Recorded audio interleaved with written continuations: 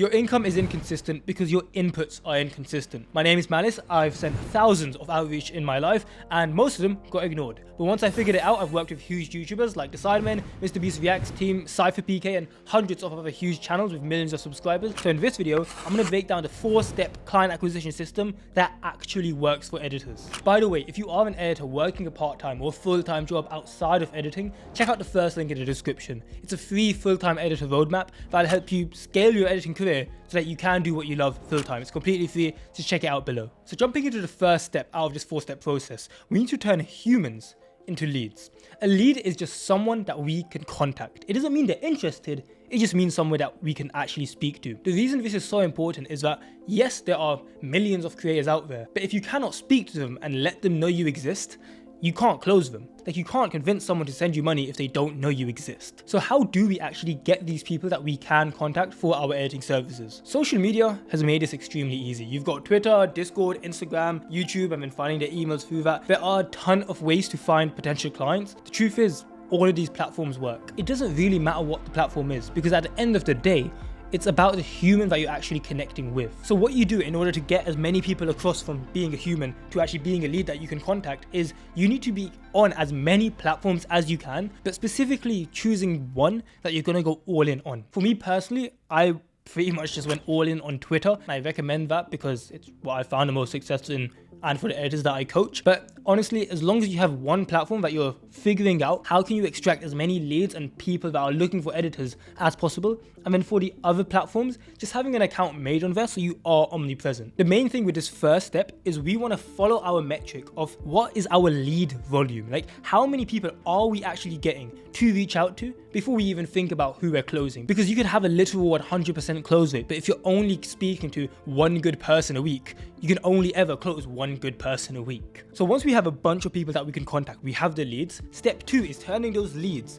into interested leads. An interested lead is just someone who has shown some sort of interest towards what we have to sell or what we have to offer. The way we bring someone from lead to interested lead is we show them a message, and this is just what outreach is. We give them a message and we try to get them to respond positively. Now, the important thing here that a lot of editors get wrong is the point of an outreach message isn't to get someone to hire you. That's way too big of a commitment. It's like meeting a girl for the first time and asking her to marry you when she doesn't even know your name. The whole point of that first interaction is just to get them to respond. So even if it's something as small as asking, hey, what are you ordering? And then that starts a conversation, and maybe in 10 years from now you guys get married. In the same way, your outreach message, the whole point of it is just for someone to say, tell me a little bit more. You just need to get them to actually respond, and the way you do that is by following the principles of a strong outreach message. So what are those principles? The first one is we need to make sure our messages are concise. If you are sending a Chinese wall of text,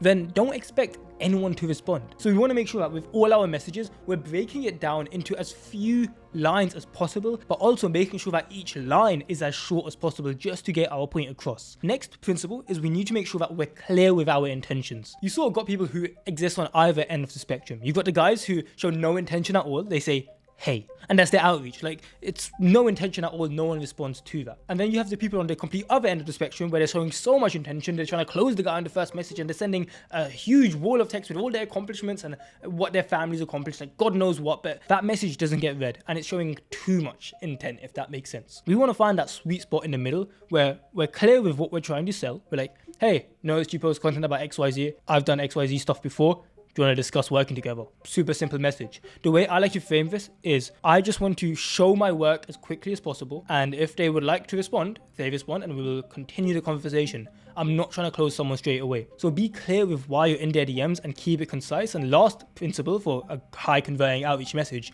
is show proof. Whether you know it or not, you have some sort of proof. Some people have more proof, some people have less proof. For example, I've worked with huge YouTubers, and if I'm outreaching to someone, I'm going to play that game where I'm going to name drop the guys that I've worked with and people in his niche. But if I'm someone who doesn't have as much proof, which obviously I started like that, I'm going to play to the proof that I do have. Maybe I haven't worked with huge YouTubers, so I'm not going to mention the people I've worked with. Instead, I'm going to just show my work. No matter what, you have a strong point. It's just important that you play to the games that you're actually going to win. The biggest thing here with turning leads into interested leads is you need to have enough volume. I remember when I was learning how to become more social, I used to run into this problem where some days I would be the most social I've ever been in my life, and then other days it would feel like I have a conversation, it goes kind of weird, and for the rest of the day it's just absolute shit. But it was after actually learning this concept in mathematics called the regression to the mean that I found out why this happens. If you have a small amount of data, 1, 2, 3 pieces of data can actually heavily skew your conversion rate or your metrics. So for example, let's say you're only speaking to 3 new people a day. That sounds like a lot.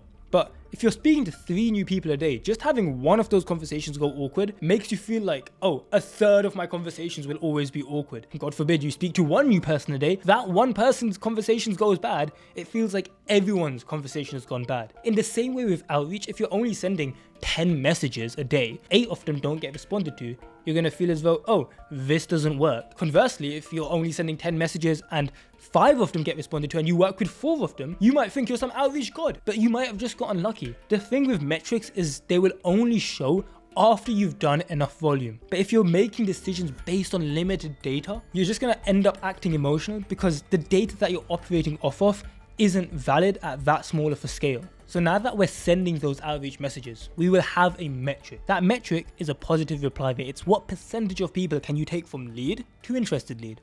Now, the reason that this metric is so important is because this is honestly going to tell you whether you can scale what you're currently doing or not. If you don't have this metric, what's going to end up happening is you might have a killer system in front of you where you have an outreach message that, if scaled, would get you as many clients as you want, but because you're getting ignored 80% of the time and you're only getting 20% of responses, you feel like you're not getting responses, but that's more than enough to scale and just keep sending more messages. So once we've got these interested leads, these people who have actually positively responded to our outreach messages, how do we take them from that to someone that can pay? Well, that's where we need to go to step 3, which is taking someone from an interested lead to a primed lead. A primed lead is someone who has been effectively questioned and is in a position where we've pitched our price. You don't want to actually give your price until you know what a client wants. Imagine you walked into a doctor's office and before they even ask you what's wrong, they just randomly said, oh, you need this drug and it's going to be $450. They didn't ask you a single question, they just pre-prescribed you that. You would walk out, be like, I'm not taking those drugs and I'm not paying that money. But editors do this every single day, where the client asks them early in the conversation, how much do you charge? And they just give a number. And then they wonder why the client doesn't want to pay that. So in order to turn someone from an interested lead to a primed lead, we want to ask them questions understanding the expectations for the project. What sort of style are we working in? What's the deadline for this? Do we have one in mind? How long is the footage? Because by taking clients through this line of questioning where you understand what they want and then drop your price, it sounds like you actually have a reason for charging that much, so you start competing on value, which no other editor is doing, and you stop competing on price like you were before. This is honestly how I've been able to charge thousands of dollars. In fact, the projects I do now, they're like 1.5, 2K per video. It's the same level of work I did for $200 a few years ago. This is why, because I take people through a line of questioning where they see the value of my work rather than just me giving a random price because I felt like it. So as we're taking people through this line of questioning and pitching our price, we're going to have a metric for this step, which is our pitch rate. Your pitch rate is from how many people respond to your outreach, how many of them do you get to the point where you've questioned them and you've actually landed to the point where you're giving your price. From there, we go into our final step, step 4,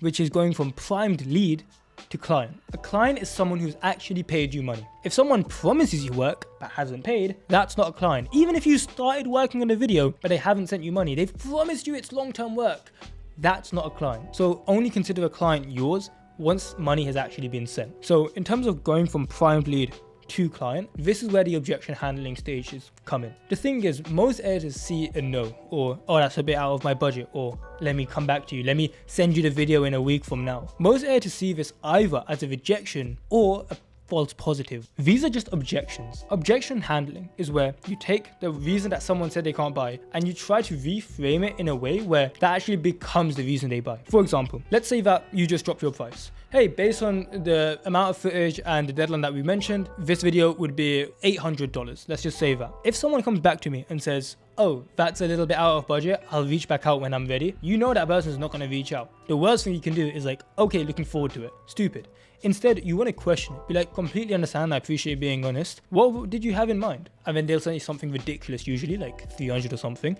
And that's when you start questioning it. Be like, It's a little bit out of mind. Just so I understand, is that definitely the style you wanted? Or you asked some sort of question about the actual video or something where you questioned the circumstances. The reason being, if you can retie what the person has said into the close, you will actually find that people are much more likely to pay what you want. For example, once there was a client that came to me, and it was a potential client, like I hadn't closed him at this point, and I asked him what his budget was. Stupid question, I know, but basically I asked him what his budget was, and he said $650. Now at this point, I'm consistently getting projects for 900 to 1.2k per video. Relatively easy videos, 650. I'm thinking like probably not going to say yes to this guy. Anyways, I took him through that questioning line of questioning that we spoke about on the last step, and after going through that line of questioning, my thought was, okay, I'm just gonna shoot a crazy price to see if he says yes. I said £1,500, which is about $2,000. Because of the line of questioning I took him through, he actually just said yes. But the reason that was possible is because when he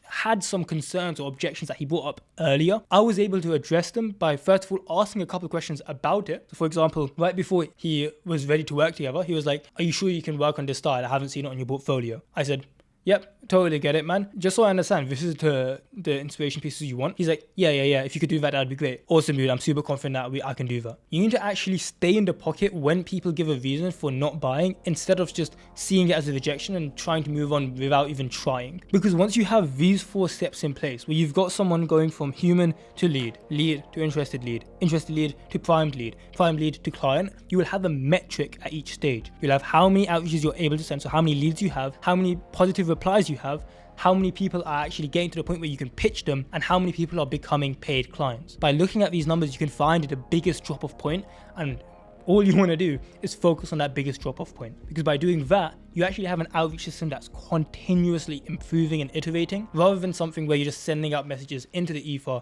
and never getting a response to. So that's the outreach strategy that blew up my editing career. But of course, none of this matters if you're not able to actually close clients in the DMs, even if you're sending the messages. So check out this video here, which will actually show you how to close clients step by step, so that you get people saying yes, rather than your price is too high. Check this video out here, and it'll show you exactly how I close clients for $1,000 plus per video.